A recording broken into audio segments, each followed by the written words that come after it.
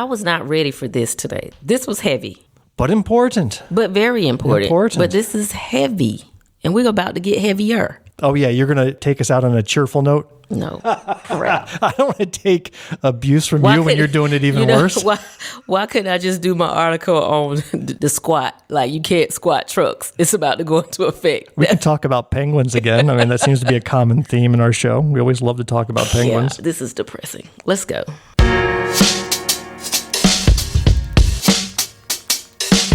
Welcome to Black, White, and Blue in the South, a podcast discussing Democratic politics with a Southern flair. I'm Bill Kimler. I'm Jamil Brooks. And we're coming to you from Greenwood, South Carolina, a little red county in a very red state. Mm-hmm. If you like what you hear, please leave a rating. Tell your friends about us. Follow us on social media, or better yet, can someone with connections to Senator John Fetterman get him on our show? If there's one dream guest that I'd like to have, it's this senator from Pennsylvania. This guy says out loud exactly what we think in our head. I'm going to play a clip of a recent appearance of his on Pod Save America, one of my favorite podcasts. All right, let's go. For those of you with more sensitive natures, you may want to fast forward 45 seconds and pick it up from there. Here is John Fetterman talking about the chaos in the Republican House as they try to find a new speaker. I heard you tell a reporter, we were just talking about the speaker race, I heard you tell a reporter this week that House Republicans need to get their act together and decide which dick is going to be speaker. Yeah. And it was like, okay, a couple weeks ago, it was like, okay, it was Dick 1 or Dick 2. Well, and now it's Mystery Dick. You know, who's it going to be? We want him on the show. Jamil, your mama listens to this show, right?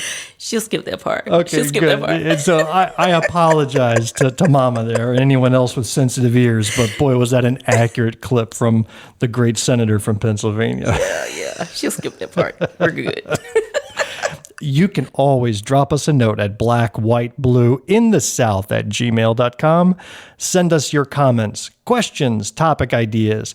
We would love to take a random topic from you and run with it in a future episode. Yes. You can also follow us on Facebook, YouTube, Instagram, Twitter, TikTok, and even Threads. We have a Linktree page that can connect you to everything, so look at those show notes. If you're not following us on social media, you're missing out on actual video clips of the recordings that Jamil and I do. And It's fun to watch her face. She's got the best facial reactions to the topics we have at hand. You don't want to miss out on it. We are now up to 350 unique listeners who have let our words enter their ears. How cool is that? Let's compare that with the hundreds of thousands of listeners of a podcast called Hot Mess with Alex Earl. She's a TikTok social media influencer who just started a new podcast a month ago. Stop it. And she's got hundreds of thousands of followers. This is her. Hello, welcome back to another episode of Hot Mess with Alex Earl. Now, how does she get hundreds of thousands of listeners with content like that? You can just imagine where it goes from there. We're only at 350 and we're celebrating and partying like it's nobody's business. Yeah. Sometimes life is just not fair. So we need you to spread the word about our show, which not only entertains and informs, but did you know this, Jamil? It saves lives. Our show? Our show saves lives. Do tell. I was just told that yesterday by one of our listeners. Really? This is somebody with an impeccable character. Okay. She listens to every word we speak in our podcast episodes. And recently she told me that on a long drive home late at night, our show kept her alert and awake and saved her life and countless others on the highway. Wow. As she could have ran over, buses of nuns and whatnot on the way home. Yeah. But no, our show kept her on the straight and narrow, kept her alert and awake. And so I'm going to have to update our tagline from Democratic politics and saving your life with a Southern flair. That's us. That's us.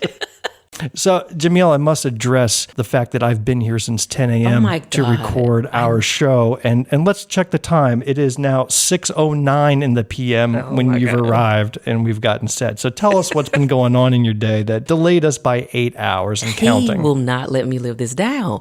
But I went to see my baby boy play in like a little travel ball tournament. And so things happen, but you got to show up. Mama's got to be priority over know, podcast. That's it. That's right. It. So you got to look up in the stands and see Mama. That's really cool. Did he win? They did. They did? Which was really cool for them to get so excited over the trophy. It's something about And this is baseball you're talking about, right? basket. Oh, this was a basketball tourney. Yeah. I thought it was baseball. No, it's basket. Oh. Well, I would like to move into our introductory segment That's before cool. we get into the regular content. Let's talk about our campaigns a bit. Fired up! Ready to go! Fired up! Ready to go! Fired up! Ready to go! Yay. Now, from my end, I'm still recovering a bit from the Cardinal Drummond Mays banquet, so not too much to update on in the past week. I'm constantly running into people who are excited that we have announced. Oh, really? Yes. That's good.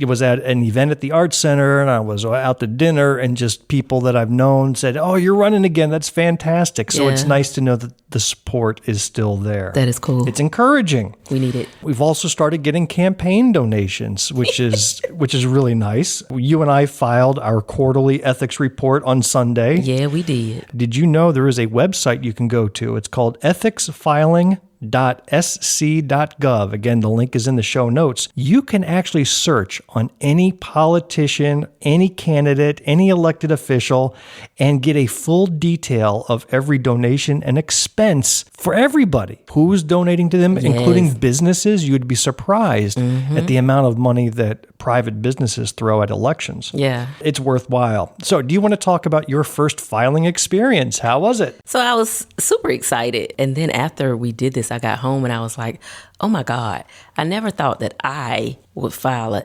ethics report as a candidate. So it was kind of like surreal. Very surreal, Yeah, yes. it was surreal, but I will say that it was a pleasurable process. And it's a moment that I don't think I'm ever going to forget. It was pleasurable until... Child, them people. Let me just give a shout out to the ethics committee for doing your job. Let me just say that. Uh-oh. So there's this thing that you're supposed to do that I didn't do. And the ethics committee say, hey, Dr. Brooks, you forgot to do something. So here's the thing. The rule is once you receive the first $500 towards your campaign, you're to file an initial report and notify them that you've just received whatever that amount is once you hit that 500 plus mark. And it's no matter when you get it. Nope, doesn't matter. Anytime during the year, as soon as you hit your first 500. Yes, you got to Gotcha. tell them. And so my first, let me just say shout out to my first donor, but my first contribution was $1,000 check. Wow. And so I was just holding the check, deposited the check, and I'm saying, okay, good, it's in the account. The money is there. All my books are going to balance, making sure everything is together. And then there's this little person that's sitting off behind the desk at the ethics office saying, that's cool, you put it in the bank, but you forgot to tell us. So I got a letter in the mail that says, hey, first letter said, welcome and thank you for, completing your reports and your filings. And then there was a second letter. And the second letter said, thanks for telling us, but here's what you got to do.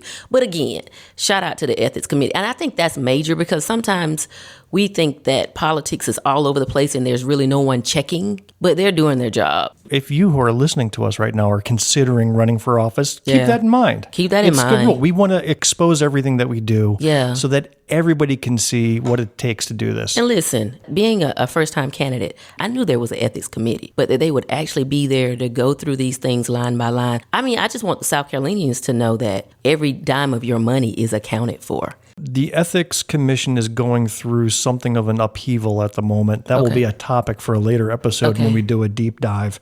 The only other thing that I've done this past week was I dusted off quite a few of my social media platforms, and not dusted off because I kept active. Okay. But I updated my bio to take out the word former candidate. Oh, good. So now I'm candidate, yeah. which is nice. Remember me telling you about all of the platforms that I'm on? Yes. Here's the full list. It'll blow your mind. Oh, my God. So I'm on Facebook. Okay. I'm on Twitter, now called X. Yeah. Instagram, YouTube, TikTok, Threads, You've heard of all those. And I'm only halfway through. I'm also on Post, Spoutable, Pebble, Blue Sky, and Mastodon. And these are all alternative platforms that have cropped up since Elon Musk took over Twitter. So it'll be interesting. And I don't know at the end of the year which one of these will survive, but I want to be one of those that got in kind of early on, grew a following, and whatever remains as the ultimate successor to Twitter, that's where I'll be. That's cool. So it's a lot of fun. And besides, I look at this not as a way to increase votes, because I'll be honest with you, the people of Greenwood, South Carolina are not terribly active on all these platforms. Yeah. They seem to be primarily on Facebook. And then you got that TikTok, Jen. And TikTok, which is an interesting little subculture in and of itself. Yeah, it is. But it does allow me to practice my voice. You know, I'll post something on one platform one day, think about it some more, tweak my wording on a different platform with the same post the next day and kind of refine the position. I also learn a lot from people, and I'm also sharing a lot with people all over the world. And I think that's making a difference in just a little way. I agree. So I don't spend all day on the social medias. I've got a system which allows me to rapidly post across all of them and keep track of what I did on what day. We know there's a system. There's a system, but I at least try to share one item a day on every platform, regardless. If you want to follow any of those social media platforms, you can do so again. Visit our Linktree page. You will find a link to Jamil's sites. You'll see links to my sites, and you can follow us from there, share our posts, get our messages out, learn what we say for yourselves. Yeah. Our main topic for today is domestic violence, but first, the news. For up-to-the-minute reports, stay tuned to this station. Now the news. The No Labels Party is back in the news. This time, it hit me personally because they sent out an email to all county Democratic Party chairs nationwide. They must have worked hard to scrape that list, but I got an email from, quote, Democrats, Governor Jay Nixon, Dr. Benjamin Chavis Jr., and Senator Joe Lieberman. These are directors of the No Labels Party. It starts off with the following sentence. We are lifelong Democrats and leaders of the No Labels movement. Now, I don't know Governor Nixon or Dr. Chavis. Perhaps I should, but I don't. Okay. But I do know Joe Lieberman. He's a former senator from the state of Connecticut, and he is anything but a lifelong Democrat. He campaigned nationwide for John McCain when he was running for president against Barack Obama. Oh, my goodness. Now, I respect McCain, I do too. but a lifelong Democrat is not out there campaigning for a Republican nominee nationwide. Not gonna do it. He also frequently openly criticized President Obama, which is fine. You're allowed to do that. It's America. But you can't be toting the lifelong Democrat card if you do that. So anyhow, this letter claimed, quote, the DNC, that's the Democratic National Committee, is trying with a heavy-handed effort to limit Americans' choices in the 2024 election. Now, that's a pretty heavy statement. Yeah, that's what I was going to say. A couple of episodes ago, we read a letter that made serious accusations. They did. And as we read the letter, we were finding nothing of substance. So I made sure I read this email in detail to see, all right, what are the substantive claims that they make to back this up? There were only two accusations they made. I'm listening. Number one, they wrote, the DNC is sharing guidance with state and local party chairs, encouraging them to denounce no labels. Now, I will state, as the chair of the Greenwood County Democratic Party, I've received no such email from our state party asking us to denounce no labels.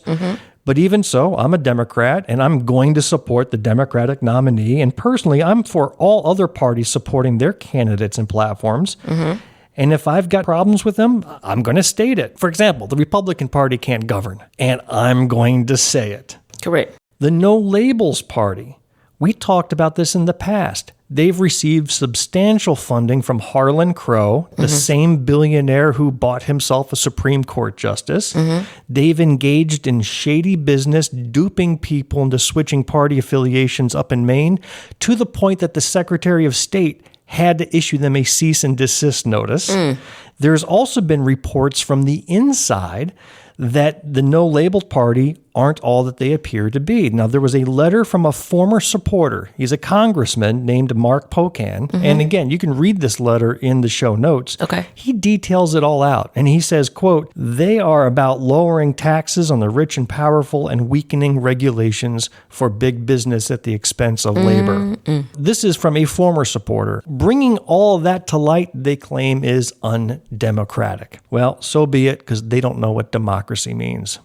I agree. So that's claim number one. Claim number two, the only other specific complaint, was about a letter sent by a Democratic Party executive in Utah Okay. to their county parties, warning them about no labels. So they got wind of this letter that was sent out in Utah and got upset over it, and that's it. The rest of this email is flowery, emotional language about democracy and the soul of America and so on, all based on just those two items. Yeah. Which, to me, does not register as a complaint. Still not a complaint. They've successfully registered as a party in 10 states so far. You reported a couple of weeks back about, what state was that? North Carolina. Okay, that was one of them. The other 10 states, at least as of August, are Alaska, Arizona, Arkansas, Colorado, Florida, Nevada, North Carolina, as you stated, Oregon, South Dakota, and Utah.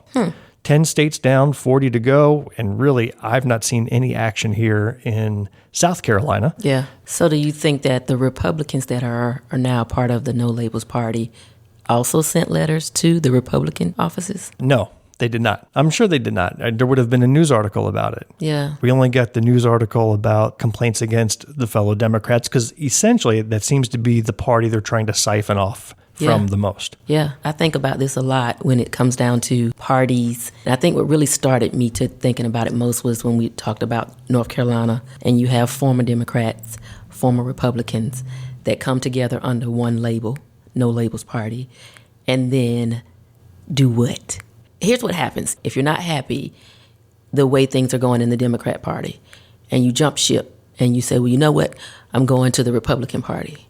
Or what they tend to do is they might say, I'm going independent or unaffiliated. If you encounter a problem in one area, when you get to that next area, that problem is there until you learn how to work through it. Jumping ship does not solidify or improve the status of where we are as a country. Figuring out what the problem is and working to reduce the problem is how we get better at what we're doing. But just going in and changing your party is not going to do it. Amen. Fix it. I would like to talk now about legalized religious discrimination. Okay. Now, if you follow the conservative media and the pundits, like a drumbeat, you will hear, quote, protecting our religious freedoms. That's what the conservative parties are all about. Yes. So what specifically does our United States Constitution say about religious freedom? It's here. Well, according to the American Civil Liberties Union, the ACLU, the First Amendment to the U.S. Constitution says that everyone in the United States has the right to practice his or her own religion or no religion at all. The Establishment Clause of the First Amendment prohibits the government from encouraging or promoting, parentheses, establishing, religion in any way. That's why we don't have an official religion of the United States. This means that the government may not give financial support to any religion. Now, it doesn't mean they can't give financial support to religious institutions. They just can't prefer a religion or religious practice. Interestingly, a survey was done recently, and most American Christians believe they are victims of discrimination.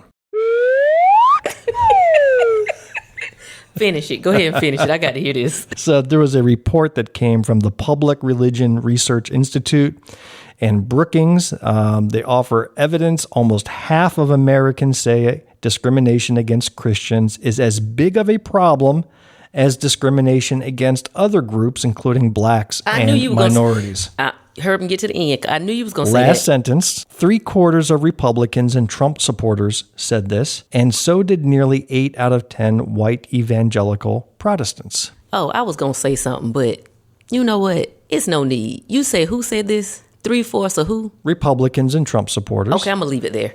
I thought I was going to waste 2 sentences on that. But it's who it's coming from that's the issue. And this is another way to draw attention to them or for them to pull a victim card. Here's what we cannot do. We cannot compare apples to oranges. Discrimination against black folk is not and nowhere near discrimination against Christians. Well, let's start with that definition of the second part. What does it mean for Christians to feel like they're discriminated against? I mean, they said it. I don't know. I'm going with maybe they think that. Well, let's dive into that. Okay, dive. So Go. there are 3 areas in which Christians have said they felt discriminated against. okay, go. So here are the 3 areas. They have claims of being unable to express religious views or practice religious activities like prayer and baptisms in publicly funded forums, like public school football games or government meetings. They feel like if there's any type of pushback or regulation that says, no, you may not conduct that here at this time, that is treated as discrimination. But in my opinion, there's a difference between freedom of expression, which is protected. So there's nothing wrong with you wanting to pray out loud in public. Yeah. But where the problem comes in is when there is a religious coercion that's in effect by those who are in positions of authority or power, wanting to conduct such business and making it feel as if those who are under that authority are obligated to join. So the example is a football coach who wants to conduct a prayer with the team on the 50-yard line before a game. Him wanting to pray in public's not the problem, but he is a coach. And the football team, the players, are subservient to that authority. And you're essentially forcing your religion upon them. Even if you say, well, you don't have to pray with us if you don't want. What's it do to the poor Jewish player or the Muslim player or the non-believing player who does not want to partake? Well, now they're ostracized. Now they're outside of that group, and that causes a problem. But no, even our Supreme Court said that football coach is allowed to do that in that situation, and it has just raised a problem with a whole bunch of constitutional legal scholars that says, no, they've really misinterpreted that First Amendment. The Supreme Court said the football coach is allowed to do what? Conduct those prayers with the team. Because the lawsuit was filed by him when he was told he wasn't allowed to do that because of that reason that I had stated. But he felt that he was being discriminated against, not allowed to pray. So let me just ask this, because our state and our country consists of individuals from different backgrounds, different religions. So how would that gentleman feel if on that 50-yard line there were Muslim students who wanted to do their rituals, or there were Jewish students that wanted to do their rituals? Would that be acceptable, as well as it only discriminations if Christians can't do it? And don't get me wrong, I love Jesus, but I'm just saying we tend to build a defense when it looks good for us, but you have to understand that sometimes the defense you create also protects someone else. So if we're going to say... The key here is not the expression, but it's the position of authority being imposed upon subservience. So that, if anything, that to me is not discrimination against the Christians. That is discrimination, or at least you are making a victim of those that are not Christians, because they have to participate. So that's the first example of how sometimes they feel discriminated against. The other discrimination point that's been brought up is that back during the COVID pandemic, and they were told they weren't allowed to attend church, or basically the rule was no public gatherings while thousands were dying daily, and we don't have a cure, we don't have a vaccine, we don't have a treatment. We believe this is communicated through the air, and we have to limit public gatherings until we got this thing figured out. Yeah. And that included churches. Okay. And that upset everybody. So when it was public sporting events, empty football stadiums, but once you said, oh, churches, same thing because it's a public gathering, well, then that became religious discrimination, to the point where state legislators like those in South Carolina said, no more. We're going to enact a law that says you are not allowed to tell us we can't go to church. Even if there's a public pandemic, even if the church is on fire, you can't stop us from going inside that church and praying. So I maybe have a different stance here. And one, trust me, whatever you are doing in that church, you can do outside of that church and still remain close with your faith and your relationship. So going to that particular building is not going to stunt your growth unless you allow it to. And two, it is the responsibility of those that are in leadership in our state and in our country to try to protect the masses. And when you are dealing with a dang blame pandemic, it appears to be airborne, then maybe you should stay out of the air, like breathing it in. We're going to have to figure that one out. Like, just stay out. Don't go and breathe on people and cough on people and sneeze on people. That's an airborne pathogen. That's right. The third and most common complaint of religious discrimination, and that's the focus of this segment, is the inability to discriminate against others under the guise of your religious beliefs. Let's talk about a case in point. Most famous legal case in the last 2 years had to deal with a gay couple wanting to get married, and a baker denied them service, wouldn't bake them a gay wedding cake because of his religious beliefs. Okay. So he wanted the right with his religious beliefs to discriminate and deny service to somebody else based upon their gender preferences. Okay. Another one had to do with setting up a gay wedding website. We talked about that in one of our meetings. So I'll refer back to that for all the details. Yeah. But basically, even though the action of same-sex marriage is legal, the fact that you can discriminate service to a legal activity was found to be a constitutional practice under the guise of religious freedom. That's what the Supreme Court ruled. Again, to the surprise of many, it was pretty shocking. Now, there is a similarity in my mind to back in the 50s and 60s and even earlier in slavery, when that same religion was used to justify discrimination on basis of color. Yeah. You know, so when you start to use your religion as a basis for discrimination and say that that is your religious freedom, that just rubs me and so many others wrong. There is an interesting fight happening nationwide in the realm of foster care, especially when a state government outsources foster care placement to religious organizations. And taxpayer money is used to fund those efforts. Mm-hmm. So here's a first example. Over in Tennessee, appellate judges have revived a couple's lawsuit that alleges a state-sponsored Christian adoption agency wouldn't help them because they are Jewish, and argues that Tennessee law protecting such denials is unconstitutional. A 3-judge panel of the State Court of Appeals ruled that that couple has the right as taxpayers to sue in the case, and now that case will go to trial, which is interesting. So here you have a Christian agency denying service using state taxpayer funds, denying service to a couple because they are of a different belief. It is religious institutions implementing religious discrimination, which is just so upside down it boggles the mind. But here's what's worse. It's happening here in South Carolina. And it's even worse than what I just shared in Tennessee. Go. Because in South Carolina, again, that was just the warm-up for you, Miracle Hill Ministries, based in Greenville, is the largest foster care agency in the upstate. They welcomed an important victory in October. So this month they won in court.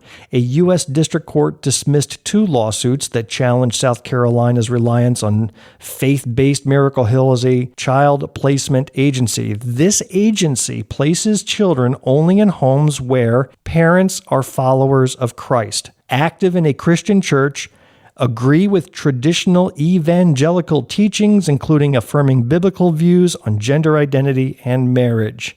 So here is an organization that receives $600,000 a year from the South Carolina Department of Social Services, and they receive $2.4 million in government grants, who are allowed to deny use of that money to go to help couples that are Jewish. And not just Jewish, but Hindu, Muslim, atheist, whatever.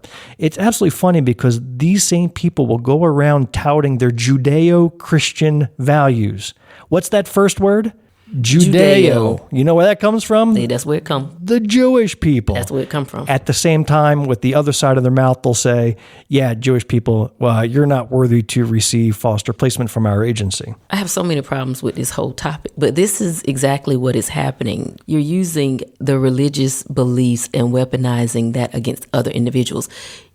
You have children that need a loving family to take care of them, and they happen to not have the organization's same religious beliefs. Even though the family is fit, the ideal team, that you know that this child could grow and prosper and become a well-functioning member of society. You say no because they are not Christians. I'm going to blow your mind. I'm actually in favor of Miracle Hill Ministries in placing these kids to wherever they feel they want to place them. If it weren't for the fact they were receiving public funds to do so. That's my problem. If they used only their funds and received no taxpayer money, they can do what they want. As abhorrent as it would be, they're a private entity, they can do whatever they want. But they're not. So I have a problem. Exactly. That means the same Jewish couple, the same same-sex couple that wants to have a foster child placed with them are paying taxes to this same ministry. To be told no. And that is wrong. To not only be told no, but to be told no, and then you have children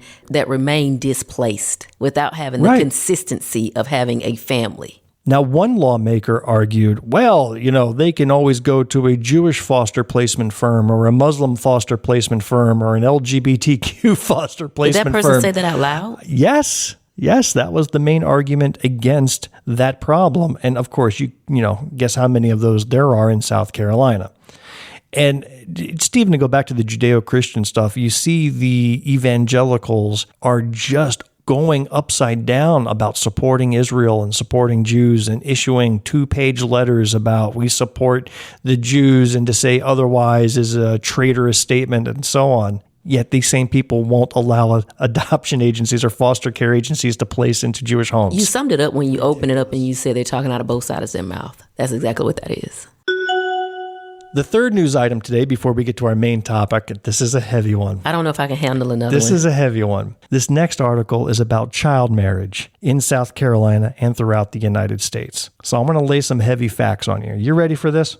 Crap. Now, this is actually very interesting because I was prepping this. I've had this on our topic list for quite a long time. Yeah. And the other night, as I was sitting down, putting together the research and getting all the thoughts in order, my wife is sitting in the other room, and she's become obsessed with this TV series called Designated Survivor. Have you heard of it? I have not. It was a political thriller that was out a few years ago, lasted 3 seasons, and then was canceled or not renewed. It starred Kiefer Sutherland. Do you know that name? He's a famous star. I don't. You'd recognize him if you saw him. If you remember that TV show 24, he was the main character in 24. Anyhow, you and I might run in different TV show circles. Okay. Yeah, I'm a Hallmark girl. Yeah, I don't know where that is. The premise of this series is about a low-level cabinet member of the United States government. In fact, his character was the Secretary for Housing and Urban Development. Oh, he wow. was like an academic nerd. Okay. He becomes president of the United States after a catastrophic attack on the U.S. Capitol during a State of the Union address. It is a tradition that whenever you have a public gathering like the State of the Union or a presidential inauguration where all the leaders are together, you take one of your cabinet members and you sequester them away, somewhere far away, so that in case of emergency, that there is somebody to assume control. Yes. And this series explored that fact. So this nerdy little director of housing suddenly finds himself in a mess when everybody is wiped out and how he's president of the United States. Anyhow, it's an interesting show. In this particular episode that my wife was watching, I heard this play in the background. Let me clarify. Where does he stand on child marriage in the U.S.? I don't follow. You are aware that America also allows children to marry. That's not true. Go ahead and check the statutes in all 50 states. The minimum age at which people can get married by law in this country is 18. 18 being the age at which you're no longer considered a minor, ergo, no child marriage. What about loopholes? What loopholes? 48 states have loopholes allowing minors to marry. 16 and 17-year-olds with parental permission. Children 15 and younger require a judge's approval, which is routinely granted. I'll have to get back to you on that. So the president is against child marriage in other countries, but fine with it here? So it was a very relevant statement. Everything that was stated in that clip is absolutely true, and I want to dive a little deeper into that. Oh, wow. According to the New Republic, this is a news source, Republican state legislators are opposing bills to raise the age of marriage consent to 18. So there are states in this country that has the age of consent that's lower, and Republican state lawmakers are opposing it. The United States has pledged pledged to the United Nations 7 years ago that it would end child marriage by the year 2030. But it doesn't look like we're going to make it because of Republican opposition. In March of this year, the Washington Post did an analysis and found that 43 states, including South Carolina, does allow children under 18 to get married. Another study found that there were incidents. Now get this is since the year 2000. We're not talking the 1800s or 1700s. Yeah. Since 2000, children as young as the age of 10 were permitted to get married. This is in the United States in the modern age. I am not exaggerating. Oh my God. Links to these studies are in the show notes, and I encourage you to look at them, bookmark them, and use them in your conversations, because this is not nearly talked about as much as it ought to be. In many states, statutory rape suddenly turns into a legal and religiously protected act under the guise of marriage. Yes, that I knew. I'll give an Wow. example. In Wyoming, one of the states that had no minimum age to get married. Nowhere in their laws did it state that there was a minimum age.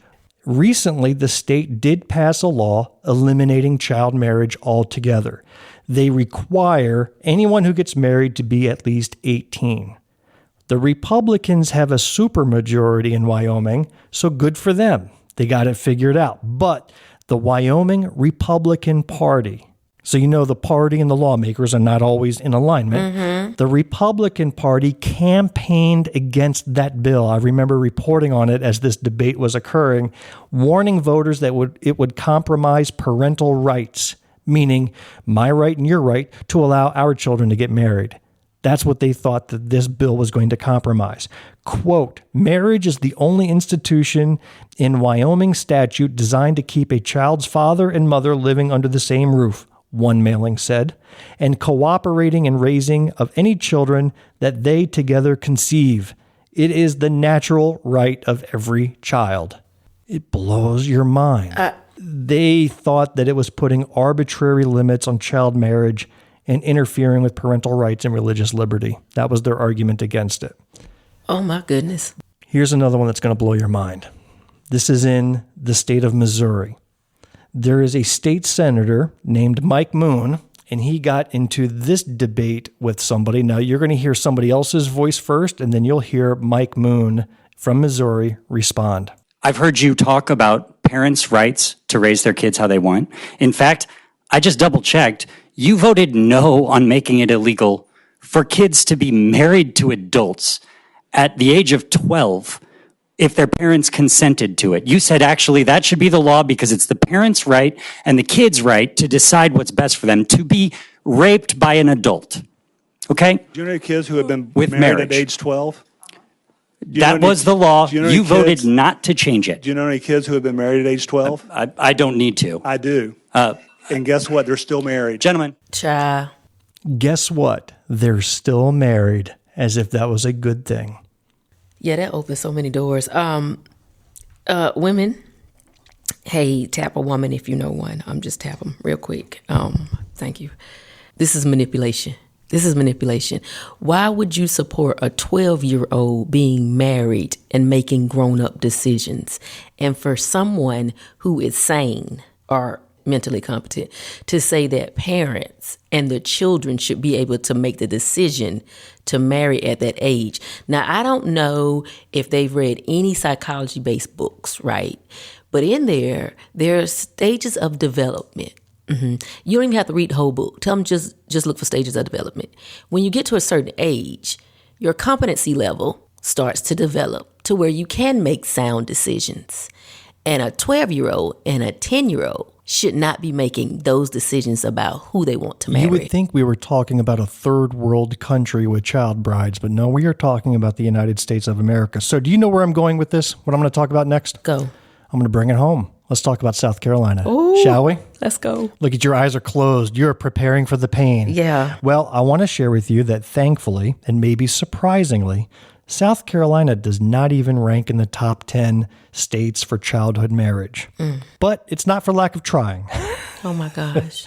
I want to close this session with a South Carolina Senate hearing from last year where Senator Richard Cash from Anderson, have you heard that name before? Yeah, chap. He was the guy that brought the uterus props. Yeah, yes, that's him. To the Senate floor. He argued that teens having sex should get married and not use birth control. I'm going to play a clip for you. Now, what you're going to hear are two senators. The first one is Senator Brad Hutto from Orangeburg. He's the one that you hear first, and then you will hear Richard Cash countering back to him. Are you ready for this? I'm ready. A state senator from South Carolina argued that teenagers should be allowed to get married but not be allowed to have contraception. He's saying that 16 and 17-year-olds are mature enough to decide to get married, but they're not mature enough to be taught about contraception in school, and they're not mature enough to receive contraception on their parents' health plan, and they're not mature enough to get contraception from the health department, but they are mature enough to get married? Is that what you're saying? I think my position, when this has come up before, is if a 16 or 17-year-old, certainly if they have their parental consent and they wish to get married and their parents approve it, then correct, I don't have a problem with that. But you just moved to table a bill that required parental consent to get birth control pills on the parent's health plan. Where's the logic? Well, the logic is I believe sex belongs within marriage because sex leads to children and children needs parents.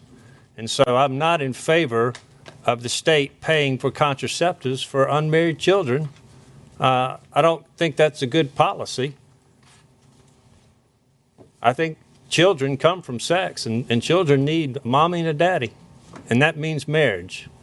So mom and dad can give consent to get you married at 16, but not to put you on birth control. Yeah. There you have it. That is our South Carolina General Assembly at work for you. So, what benefit Was this so shocking that you've lost your voice? I mean, I almost... I think I'm on that show Punk'd, if you remember it. Like I'm waiting on Ashton to jump out and say, gotcha.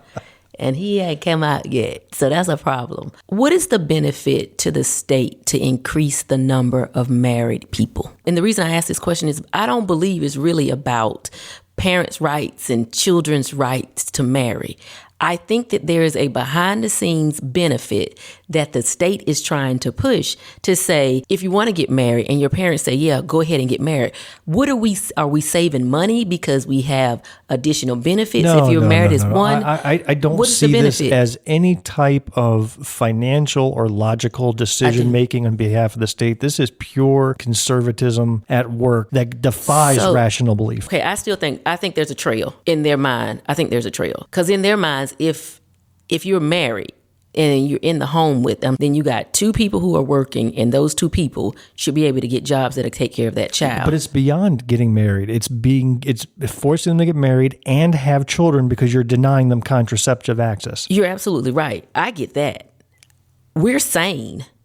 I understand what you're saying. So how are two 16-year-olds raising a child and working at the same time? Because somebody's paying for it. Somebody has to be. And how does that benefit the state? Again, I'm coming back to your logic here that there's some sort of underlying... And that's what I'm asking. What is it?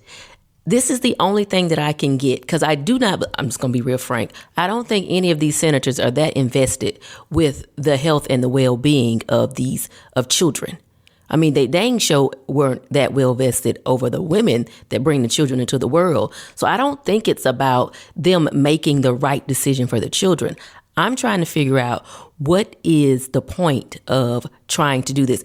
In anybody's common sense, anybody who had a little bit of sense would say there's something wrong with approving for children to be married. And to that senator, what makes you think because someone is married that you are approving for them to still have sex? Maybe that's not the way that's going to go. He said if there's marriage, there's sex. Sex should occur in marriage. With a 12-year-old? Well, I like how he dropped the knowledge that children come from sex. Did you catch that? Because I wasn't aware of that until he said it. The guy's a dang blang genius.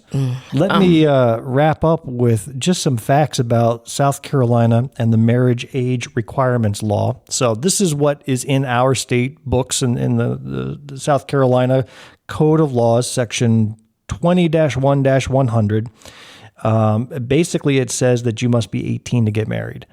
Minors who are 16 or 17 can get married with parental consent. And then that's it. It's as simple as that. Quote, any person under the age of 16 is not capable of entering into a valid marriage, and all marriages hereinafter entered into by such persons are void ab initio, which means from the beginning it's completely voided out. So how old's your boy, your youngest? 17. What if he came to you and says, Mama, we're getting married tomorrow? That's some crap. The answer is no. The answer is no. Well, what if you had given consent? What if he got parental consent? He could still get married. He could, but he's not getting parental consent from us. So the answer is no. The answer is no. I mean, do you really think that you are building a society that will be able to sustain itself through the test of time if you are allowing two underdeveloped minds, cognitive abilities that are below? Oh, these are the same minds that aren't allowed to learn about slavery and black history. And I wrote that down. LGBTQ issues. You can say, I want to be married, but you can't decipher what is in the book, what's real, what's happening, what's not. That's right. It all is connected. Lunatics. Tonight, a horrific scene at a community center swimming pool where police say this man shot and killed his wife while her daughter was taking swim lessons. Learning more this evening about what sparked that deadly school shooting in San Bernardino, California. A husband killing his estranged wife in her classroom. Investigators say the call came from a woman claiming her husband had pulled a gun on her. Deputies say the couple were found dead inside a truck outside the home. Now at 10:30, tragedy in southern Utah after police say a father shoots and kills his wife, mother-in-law, and 5 children. There was a study that was published by the Violence Policy Center, and it is entitled When Men Murder Women. This is a review of 25 years of female homicide victimization in the United States. 25 years of collecting data on women that have been murdered. And this is maybe a 30-page document. It's going to be in the show notes. Yeah, I put a link to the PDF. Great. You can download it for yourself. It's a pretty good document. And you should go further, because what I'm going to do is just scratch the surface, but there's so much in here that will prompt questions. But this is a single victim, single offender incident. So that's what we're talking about, 25 years of watching. This study in this particular group has been able to lead to the passage of some laws that would protect women and children from domestic violence, i.e. removing guns from domestic violence offenders, having education campaigns, and also doing review boards, homicide review boards. But here are your numbers. 45,817 females were murdered by males from 1996 to 2020. 29,503, which is 64% of that number, were white. 14,038, which is 31%, were black. 1,216, 3% were Asian Pacific Islanders. 522, which is going to be like less than 1%, if 1%, were American Indian Alaska natives. Before you go any further in the numbers, there was one thing at the beginning of that report that caught my eye, which was very sad and tragic. What was it? This group, the Violence Policy Center, the VPC, they will no longer be issuing this report. This is the last one. They relied on an FBI system called SHR. I don't know what SHR stands for, but that's what they relied on for all this data. Recently, the FBI retired that system, replaced it with something called the National Incident-Based Reporting System. But during this transition, not all the states are doing it. The data is spotty. Things just aren't being reported correctly. And as a result, they said they cannot do state-by-state gun violence research anymore, and they are discontinuing any further issuance of this report. That's very interesting, because we roll off these numbers. You should want to know, well, if that's what it was in 2020, what is it now? What is it in 2023? What will it be in 2025? Are what we implementing, the things that I've already covered, are those things yielding positive results? Well, now you have no way to track it because there's no consistency. And when you're looking at data, whenever there's no consistency, your numbers can become what you want it to be. So I agree, and I appreciate you going ahead and mentioning it.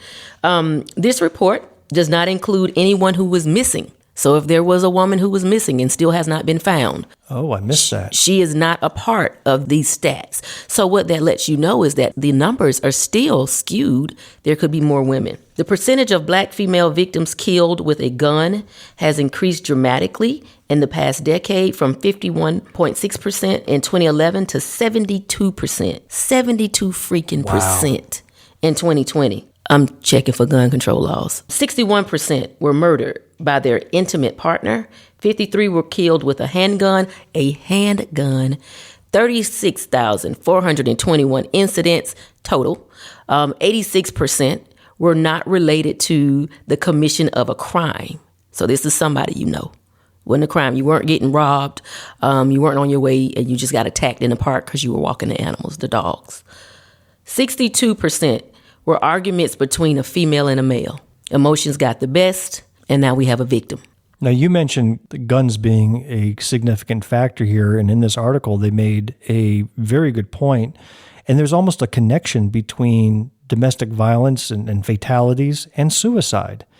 They say the same thing. Guns can easily escalate domestic violence to domestic homicide. Yeah. The availability and ease of access to get a firearm and have one handy is responsible for a large number of these deaths, both from suicide and domestic violence incidents. The availability of a gun allows you to make that rash decision. Oh, of course. I believe that. And in fact, with regards to domestic homicide, they said that access to a firearm is a well-known risk factor for intimate partner homicide, increasing a woman's risk of being a victim by 5 times. That is why this particular document in this group worked to pass laws that would reduce access to the offenders for having that. South Carolina is in the top 10 of states. Let me say that again.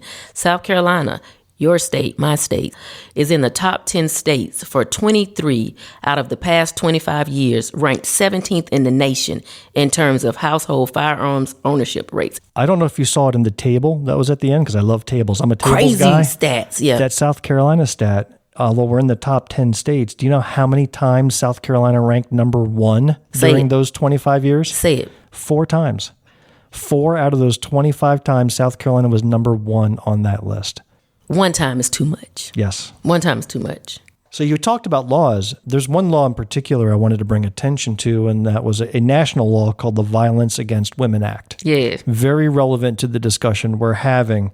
It sought to create and fund comprehensive, cost-effective responses to domestic violence, sexual assault, dating violence, and stalking. It was enacted back in 1994, and because it's a funded program, it has to be authorized every year or every budget cycle and voted on. Yeah. But it enabled the U.S. Departments of Justice and Health and Human Services to work with federal, tribal, state, and local sources to respond to these crimes. It was last passed in 2022 as part of the bipartisan omnibus spending signed by President Biden. And in fact, he took it even further and strengthened the Violence Against Women Act to create housing, legal assistance, alternatives to criminal responses, all sorts of good programs nationwide as part of that reauthorization. Now let's talk about the South Carolina congresspersons and their reactions to this law. I know that back in 2021, this thing was actually voted against. The bill passed eventually 244 to 172 in the U.S. Congress, but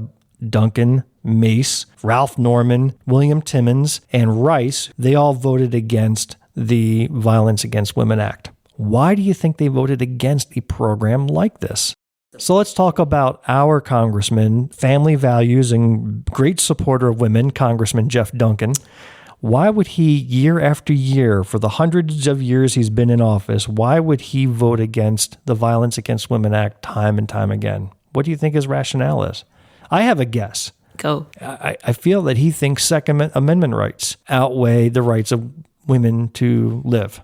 Listen, a lot of the individuals that we are going to speak about think that everything outweighs the rights of women. For example, there's legislation that prevents those who have been convicted of domestic violence crimes from owning a firearm. For 3 years?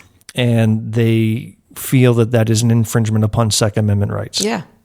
And it says a minimum of 3 years. But are you going to tell me that you don't feel like saying you should not be able to have access to a handgun or a weapon in a certain amount of years, you don't think that that's enough? Well, first they'll argue that law will not prevent them from getting a gun. But then that's true of every law. Correct. There's laws against speeding. That's not going to stop people from speeding. Correct. But it does reduce it. And that's what we're aiming for, is that you don't want a guy who has a criminal record of domestic violence on a whim of passion running into a gun store, buying a weapon, not having a background check against it or anything that would prevent him from getting it, and then going and committing murder. On a single day in 2020, South Carolina Domestic Violence Program served 620 victims of domestic violence and received 101 hotline calls, averaging 4 contacts per hour, 134 requests for services on this day that could not be provided due to lack of resources. Oh. And you got lunatics that we as women vote in. So here's a federal program designed to fund it. Correct. We're not spending enough money, anywhere near enough. We don't and even these have Congress people are like, yeah, we don't want that money. And we'll pass. Women continue to vote for these individuals who have yet to show that we are a priority and that we matter too. Well, you matter if you're a 12-year-old girl wanting to get married. Yeah, for their benefit. Right. Yeah. 1 in 3 women and 1 in 4 men in the United States have experienced some form of physical violence by an intimate partner. And I think it is important my article talks about men killing women, but I don't want to let it go unrecognized that men too can be victims of domestic violence or intimate partner violence. But I focused in on women because I am one. But men do also go through this as well. 65% of all murder-suicides involve an intimate partner. 96% of the victims of these crimes are female. Well, Jamil, I appreciate you bringing up that topic. This happens to be October, and it is Domestic Violence Awareness Month. And I appreciate you bringing a lot of awareness to me and our listeners. Yeah, you're welcome. You're welcome. And that's a wrap for this episode of Black, White, and Blue in the South. We hope you enjoy what you heard, although I don't know how you could have enjoyed a lot of what we just discussed. Yeah, this was heavy, y'all. We sorry. But still, we would sure appreciate a rating and review so that our reach can grow. Seriously, we don't ask for any money, but if we're ever going to overtake Hot Mess with Alex Earl, we need your ratings and reviews. It only takes a few seconds to do so. If you're a blue dot in a red sea, keep the faith, keep up the hard work. Change only happens over many years of work and dedication, so get involved in any way you can. Yeah. A single raindrop may not do much, but a storm, when enough raindrops get together, we can tear down mountains. Let's tear them down.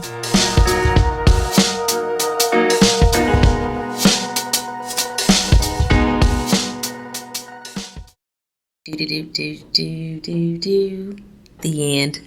The preceding podcast is a product of Big Media and copyright 2023, all rights reserved.